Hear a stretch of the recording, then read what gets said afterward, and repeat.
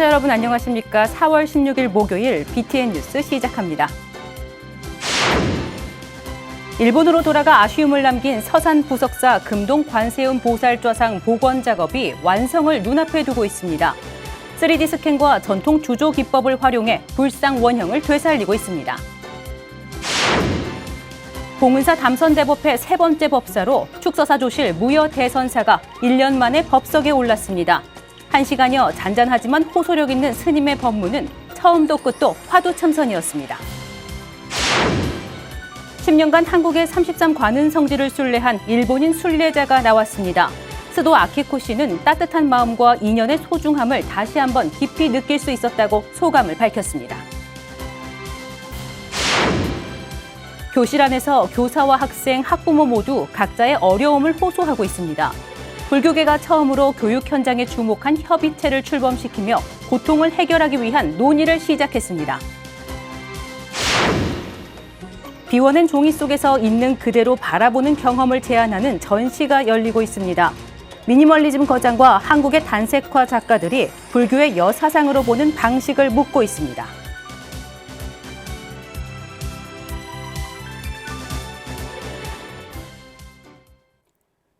첫 번째 소식입니다. 약탈된 지 600년이 넘어서야 다시 고국으로 돌아왔지만 소유권이 일본에 있다는 법원 판결에 다시 일본으로 돌아가 아쉬움을 남긴 서산 부석사 금동 관세음 보살좌상. 그 빈자리를 메우기 위한 복원 작업이 완성을 눈앞에 두고 있습니다. 3D 스캔과 전통 주조 기법을 활용해 불상 원형을 되살리고 있는데요. 복원 현장에 박성현 기자가 다녀왔습니다. 경기도 이천의 한 작업장. 약탈과 반환을 거치며 다시 자리를 비우게 된 불상의 빈자리를 채우기 위한 작업이 이어지고 있습니다.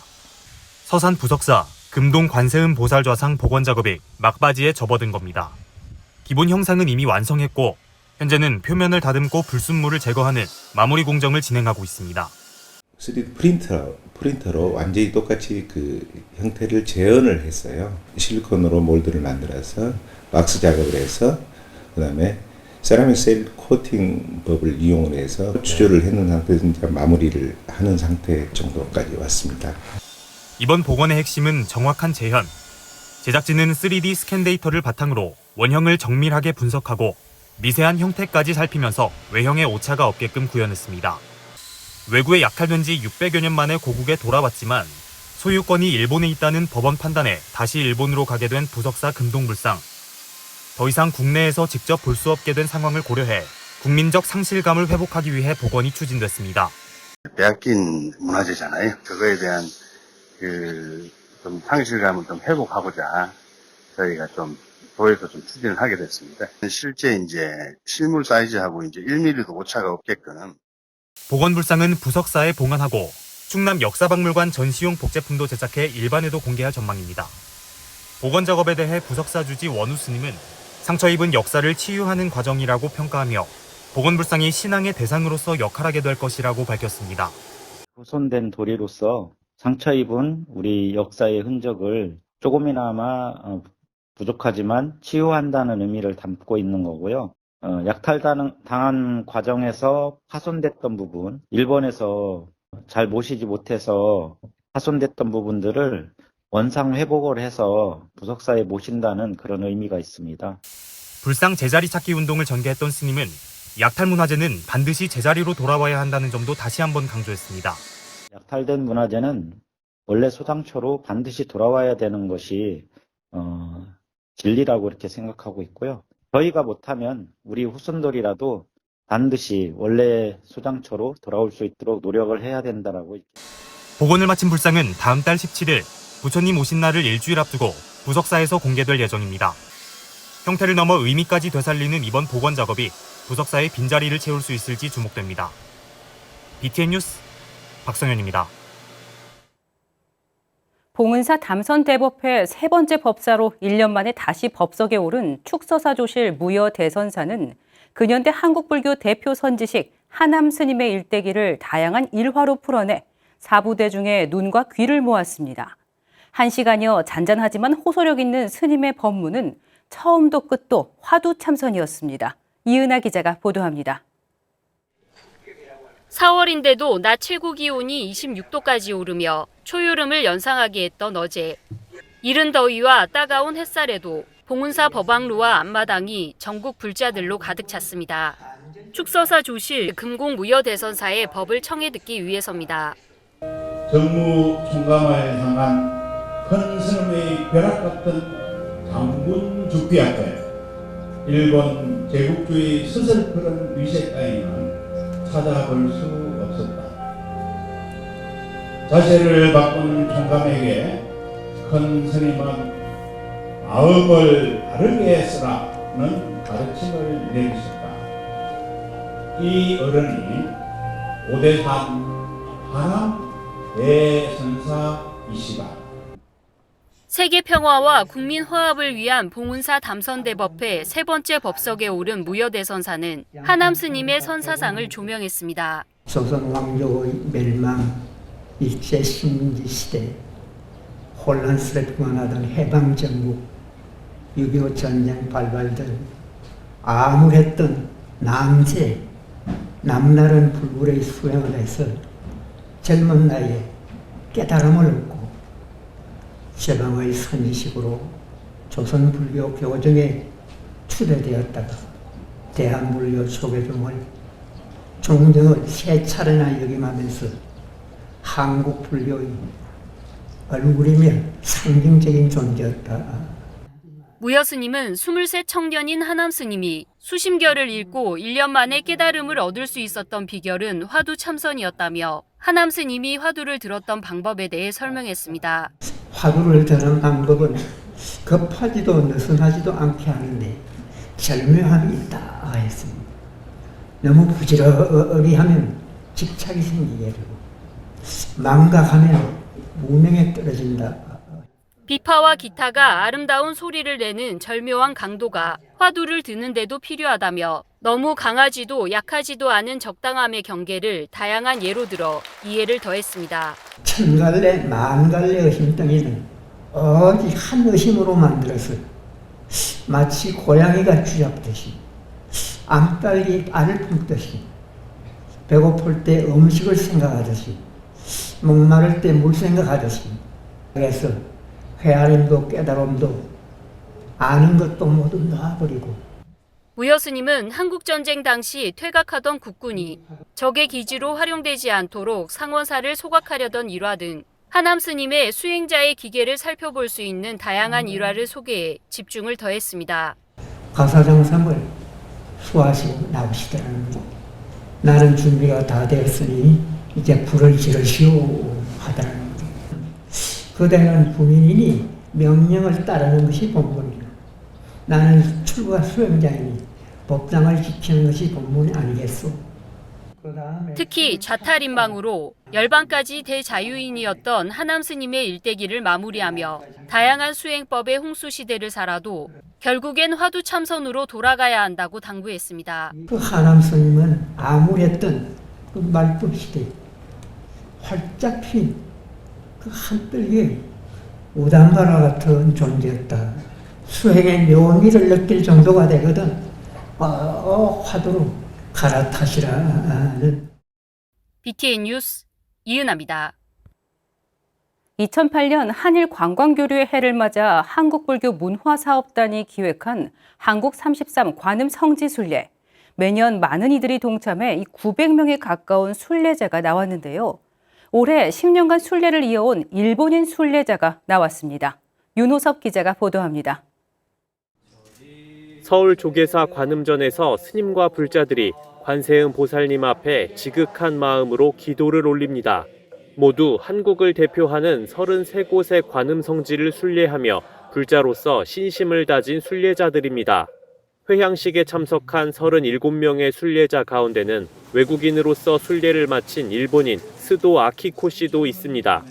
한국과 일본을 오가며 모든 관음 성지를 순례하기까지 걸린 세월만 10년. 관세음 보살님께 두 손 모아 기도할 때마다 한국 불교에 대한 친근함은 나날이 커졌습니다. 思いがけないご親切を受け、人の温かな心とご縁の尊さを改めて深く感じることができました。 택시나 차량 렌트를 이용하지 않고 기차와 버스 같은 대중교통만 이용해 순례했다는 스도 씨는 사전 조사에 많은 시간을 할애했다고 소회를 밝혔습니다. 무엇보다 2024년 4월 순례한 고운사가 1년 뒤 산불로 화마에 휩싸였을 때는 흐르는 눈물을 막을 수 없었다고 말했습니다. 외국인으로서 순례 도중 산채 비빔밥을 먹는 것조차 즐거움이었다는 스도 씨는 가장 좋은 사찰을 꼽기 어려울 정도로 모든 관음성지가 저마다의 아름다움을 간직하고 있다고 부연했습니다. 今回の巡礼は決して一人の力で成し得たものではなく、道中で支えてくださった多くの方々、そして温かく迎えてくださった各寺院の皆様のおかげで本日の満願を迎えることができました。 지난 1월에 열린 1차 회향식에 이어 이번 2차 회향식까지 33 관음성지 순례를 마친 순례자는 183명. 2008년 사업이 시작된 이후로는 총 893명이 순례를 회향했습니다. 한국불교 문화사업단은 순례 여정이 단순한 여행을 넘어 각자의 소중한 원력을 실현하는 수행이었을 거라고 의미를 부여했습니다.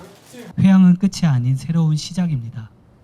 여러분 한 분 한 분이 삼상 관음성지 순례의 홍보 대사가 되어 길 위에서 얻은 소중한 경험을 주변에 널리 나누어 주시기를 부탁드립니다. 부처의 자리를 버리고 보살로 남아 중생을 구제하겠다는 대서원은 순례자들의 걸음걸음마다 자비의 꽃으로 피어나고 있습니다. BTN 뉴스 윤호섭입니다. 교실 안에서는 지금 교사와 학생, 학부모 모두가 각자의 어려움을 호소하고 있습니다. 하지만 이 같은 고통에 대해 종교적, 철학적 차원의 해법은 아직 충분치 않은데요. 불교계가 처음으로 교육 현장에 주목한 협의체를 출범시키며 학교 안의 고통을 함께 풀어가기 위한 논의를 시작했습니다. 양유근 기자입니다. 상아탑 안에 정교한 교육 이론들이 무색하게 교사, 학생, 학부모가 각자의 고통을 호소하는 공간이 된 오늘날 학교. 불교가 더 적극적으로 교육 현장의 부름에 응답해야 한다는 성찰이 시작됐습니다. 이러한 문제의식 끝에 지난 10일 강원대 철학실천연구소, 동국대 불교교육연구소, 한국불교학회 등 국내 18개 학술단체와 연구소가 뜻을 모아 한국불교교육협의회를 정식 출범시켰습니다.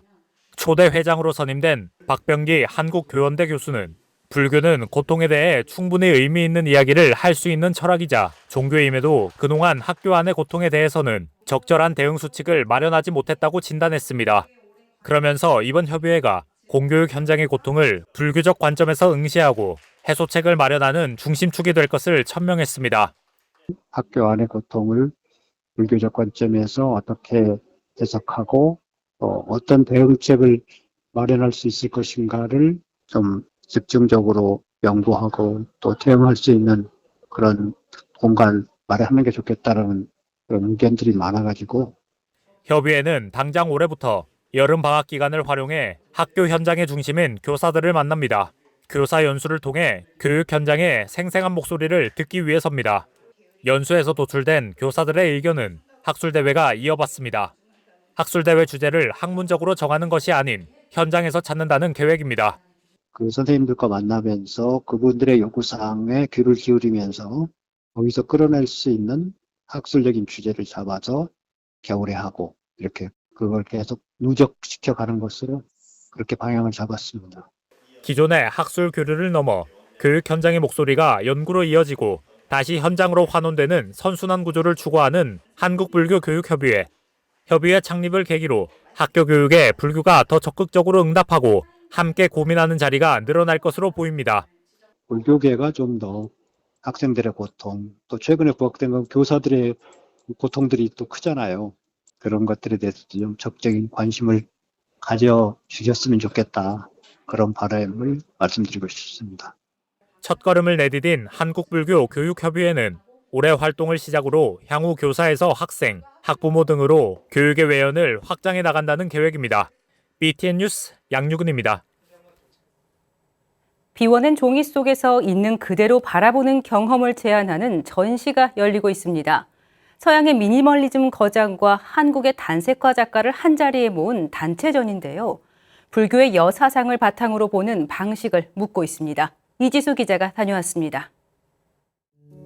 얇은 선들이 화면 위를 조용히 채웁니다. 가까이 다가서면 같은 행위가 수없이 반복되며 쌓인 수행의 흔적이 드러납니다. 더 페이지 갤러리에서 열리고 있는 여 This is it 전시 현장입니다. 서구 미니멀리즘과 한국 단색화가 만나 불교의 여사상, 즉 있는 그대로를 바라본다는 감각을 제시합니다.